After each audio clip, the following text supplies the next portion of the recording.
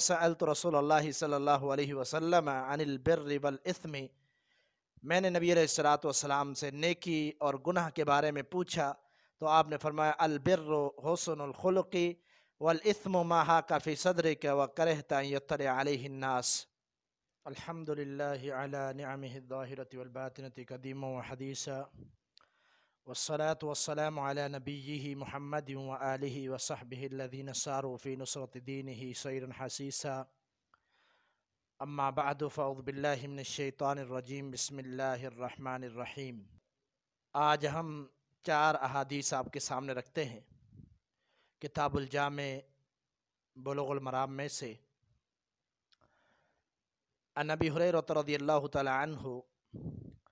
قال قال رسول اللہ صلی اللہ علیہ وسلم انظروا الى من هو اسفل منکم ولا تنظروا الى من هو فوقکم فهو اجدر الا تزدروا نعمت اللہ علیکم۔ آپ علیہ الصلوۃ والسلام نے فرمایا کہ دیکھو ان لوگوں کی طرف جو تم سے درجے میں کم ہیں، نہ دیکھو ان کی طرف جو تم سے اوپر ہیں۔ یہ زیادہ مناسب ہے کہ تم اللہ تعالیٰ کی ناشکری نہ کرو، شکر گزار بن جاؤ۔ تو اس حدیث کے اندر جو کہا گیا ہے کہ اپنے سے اوپر نہ دیکھو، یہ کون سے لوگ ہیں جن کے بارے میں کہا گیا کہ اپنے سے اوپر نہ دیکھو؟ یعنی دنیا کے اعتبار سے دولت، مال، گھر، تجارت، فلاں فلاں، شہرت، یہ ساری چیزیں جو دنیا میں بندہ حاصل کر سکتا ہے، ایسی چیزوں کو نہ دیکھو بلکہ ایسے لوگوں کو دیکھو کہ جو تم سے حیثیت میں کم ہیں۔ اور نبی علیہ الصلوۃ والسلام نے ایک دعا سکھلائی کہ اگر تم کسی معذور کو دیکھتے ہو، اپنے سے کم اگر کوئی دیکھتے ہو، یعنی کوئی پریشان حال ہے، کوئی تنگ دست سے، کوئی مشکل میں ہے، تو دعا پڑھا کرو الحمدللہ الذی عافانی مما ابتلاک بہ وفضلنی علی کثیر ممن خلق تفضیلا، کہ یہ اللہ کا مجھ پر فضل ہے کہ جس نے مجھے عافیت دی، کہ جس چیز میں اس بندے کو مبتلا کیا ہے مجھے اس سے بچایا اور اپنی بہت زیادہ مخلوقات میں سے مجھے زیادہ فضیلت دی۔ یعنی بہت سارے، اگر ہم دیکھیں اپنے آپ پر غور کریں تو بہت سارے لوگ ایسے ہوں گے جو ہماری طرح نہیں ہوں گے، ہم سے کم ہوں گے۔ یعنی کوئی پریشان ہوگا، کوئی مشکل حال ہوگا، کوئی ایسا ہوگا جو معذور ہوگا، کسی کی آنکھ نہیں ہوگی، کسی کا کان نہیں ہوگا، کسی کی ٹانگ نہیں ہوگی، کسی کا پاؤں نہیں ہوگا۔ بہت زیادہ لوگ ایسے آپ کو ملیں گے جو آپ سے حیثیت میں کم ہوں گے۔ تو اگر ایسے لوگوں کی طرف دیکھ کر اپنے رب کا شکر ادا کریں گے تو یہ زیادہ بہتر ہے۔ اگر زیادہ اوپر والوں کو دیکھیں گے تو پھر کیا ہوگا کہ حرص پیدا ہوگی، دل میں طمع پیدا ہوگی، لالچ پیدا ہوگی کہ میں بھی یہ چیز حاصل کروں۔ اور دوسری بات یہ ہے کہ اگر دین کے معاملے میں آپ سے کوئی اوپر ہے، علم کے اعتبار سے، عمل کے اعتبار سے، صدقے کے اعتبار سے، تو ان لوگوں کے پیچھے لگنا ہے۔ یعنی ان لوگوں کو اپنا آئیڈیل نمونہ بنانا ہے اور کوشش کر کے ان کے اعمال سے بھی زیادہ اعمال کرنے ہیں، ان سے زیادہ نیکیاں حاصل کرنی ہے۔ باقی دنیاوی امور میں ان لوگوں کو دیکھنا ہے جو حیثیت میں کم ہو۔ دوسری حدیث سیدنا نواس بن سمعان رضی اللہ تعالیٰ عنہ سے ہے، فرماتے ہیں سألت رسول اللہ صلی اللہ علیہ وسلم عن البر والاثم، میں نے نبی علیہ الصلوۃ والسلام سے نیکی اور گناہ کے بارے میں پوچھا تو آپ نے فرمایا البر حسن الخلق والاثم ما حاک فی صدرک وکرہت ان یطلع علیہ الناس۔ یہ روایتیں جو آج بیان ہو رہی ہیں یہ متفق علیہ روایتیں ہیں، صحیح مسلم، صحیح بخاری کی روایتیں ہیں، اس لیے میں ایک ہی ساتھ بتا رہا ہوں کہ ہر حدیث کا حوالہ دوں اس سے پہلے ہی میں بتا دیتا ہوں کہ یہ ساری جو روایتیں آج کے درس کی ہیں یہ صحیح بخاری مسلم کی روایتیں ہیں۔ تو اس روایت میں نبی علیہ الصلوۃ والسلام نے گناہ اور نیکی کا تعارف کروایا، فرمایا کہ البر حسن الخلق، نیکی وہ ہے جو بھی اچھا اخلاق ہے وہ نیکی ہے۔ کسی کے ساتھ اچھا سلوک، اچھا برتاؤ، کسی کو معاف کرنا، کسی سے درگزر کرنا، کسی سے انتقام نہ لینا، اور اللہ کی ذات کی خاطر معاف کر دینا، درگزر کرنا۔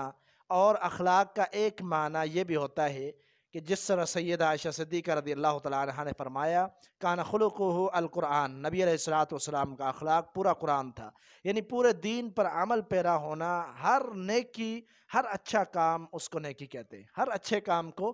نیکی کہتے ہیں۔ اور گناہ کیا ہے؟ والإثم ما حاق فی نفسک وکرہت ان یطلع علیہ الناس، فرمایا نبی علیہ الصلوۃ والسلام نے گناہ یہ ہے کہ جو تیرے دل میں کھٹکے، یعنی جب گناہ کرنے لگے تو تیرا ضمیر، تیرا دل تجھے ملامت کرے کہ یہ غلط کام ہے۔ ایسا ہی ہوتا ہے، گناہ جو ہے بالکل ہر انسان کو فطری طور پر پتہ ہوتا ہے کہ یہ غلط کام ہے۔ اور پھر آگے فرمایا کہ دوسری نشانی گناہ کی یہ ہے کرہت ان یطلع علیہ الناس، تو یہ برا محسوس کرے کہ لوگوں کو اس چیز کا پتہ لگے، یعنی جب تو ایسا کام کر رہا ہے جس میں یہ تو سمجھتا ہے کہ یہ لوگوں کو نہ پتہ چلے تو یہ گناہ ہے۔ یہ دو آسان تعریف نبی علیہ الصلوۃ والسلام نے گناہ اور نیکی کی کر دی، تو یقیناً کوئی ابہام، کوئی شکوک و شبہات نہیں ہے اس بات میں، واضح بات ہے کہ اچھائی کا کام انسان کی فطرت بتاتی ہے کہ یہ اچھا کام ہے، اور برائی کا کام انسان کہ اپنی فطرت، اپنا ضمیر اور اپنا دل اس کو بتلاتا ہے، فوراً دل کے اندر گھنٹی بجنے لگ جاتی ہے کہ یہ جو کام تو کر رہا ہے یہ غلط کام ہے۔ تو یہ پہچان ہے گناہ اور نیکی کی۔ اگلی روایت سیدنا عبداللہ بن مسعود رضی اللہ تعالیٰ عنہ سے ہے، نبی علیہ الصلوۃ والسلام نے فرمایا اذا کنتم ثلاثة فلا يتناجسنا دون الآخر حتى تختلطوا بالناس من اجل ان ذلك يحزنه، کہ جب تم تین بندے ہو، تین لوگ ہو آپس میں بیٹھے ہوئے، مجلس صرف تین لوگوں کی ہو، تو آپس میں گفت و شنید دو نہ کرے، یعنی دو بندے آپس میں ایک دوسرے میں سرگوشی نہ کریں۔ جیسے ہوتا ہے بندہ آہستہ سے بات کرتا ہے، کان میں بات کرتا ہے تاکہ اگلے کو پتہ نہ چلے، تو اس طرح کی سرگوشی آپس میں دو نہ کریں۔ کیوں؟ اس لیے کہ جو تیسرا ان کے ساتھ ہے اس کے دل میں دکھ ہوگا اور وہ برا محسوس کرے گا، اس کو غم لاحق ہوگا کہ یہ کس وجہ سے مجھ سے چھپا کر باتیں کر رہے ہیں۔ ہاں، اگر مجلس بڑی ہو، زیادہ لوگ ہوں، اس میں دو بندے آپس میں بات کریں تو اس کا مسئلہ نہیں ہے۔ اس حدیث میں اس سے منع کیا گیا ہے کہ تین بندے ہوں تو دو آپس میں سرگوشی نہ کریں، اور اس سے واضح بات ہے کہ اگر تیسرا بندہ بیٹھا ہوگا وہ سوچے گا کہ کہیں میرے بارے میں بات کر رہے ہیں، اس کے دل میں بدگمانی پیدا ہوگی، اور یہ بدگمانی غیبت تک آئے گی، پھر غیبت آگے چل کر دشمنی اور نفرتیں پیدا ہو جاتی ہیں۔ اس لیے ایسے کاموں سے نبی صلی اللہ علیہ وسلم نے منع کیا۔ اگلی حدیث بھی کچھ ایسے ہی مفہوم کی ہے، اسی مقصد سے ہے کہ نبی علیہ الصلوۃ والسلام نے فرمایا لا يقوم الرجل الرجل من مجلسه ثم يجلس فيه ولكن تفسحوا وتوسعوا، فرمایا کہ کوئی بندہ کسی کو اس کی جگہ سے اٹھا کر خود نہ بیٹھے۔ کوئی بندہ آیا، مجلس پہلے موجود تھی، اس کو جگہ سے اٹھایا، کہا کہ یہاں سے اٹھ جاؤ میں بیٹھوں گا، فرمایا ایسا نہ کرو، ولیکن تفسحوا وتوسعوا، بلکہ اپنی مجلسوں کی جو جگہ ہیں، جو درس گاہیں ہیں، جہاں آپ نے پروگرام کرنا ہے، جہاں کوئی معاملہ لوگوں کو بٹھا کر طے کرنا ہے، تو اس کو وسیع کر دو اور کشادہ کر دو، تاکہ ایسی نوبت پیدا نہ ہو کہ کوئی بندہ آئے کسی کو اٹھا کر اس کی جگہ پر بیٹھ جائے۔ اب ان دو حدیثوں کے اندر کیا سبق دیا جا رہا ہے؟ ان کے اندر یہ سبق دیا جا رہا ہے کہ آپس میں نفرتیں پیدا کرنے والی جتنی بھی چیزیں ہیں ان کو ختم کر دو۔ یعنی جو تین بندے تھے، دو آپس میں باتیں کر رہے تھے، تو اگلے کے دل میں بدگمانی ہوگی، وہ سوچے گا کیوں بات کر رہے ہیں اکیلے، مجھ سے کیوں چھپا رہے ہیں، تو اس سے دل میں قدورت پیدا ہوتی ہے، ایک نفرت پیدا ہوتی ہے، محبتیں کم ہو جاتی ہیں۔ اور دوسرا معاملہ بھی اسی طرح ہے کہ اگر کسی کو اٹھا کر اس کی جگہ پہ بیٹھ جائے تو اس سے بھی اس کے دل میں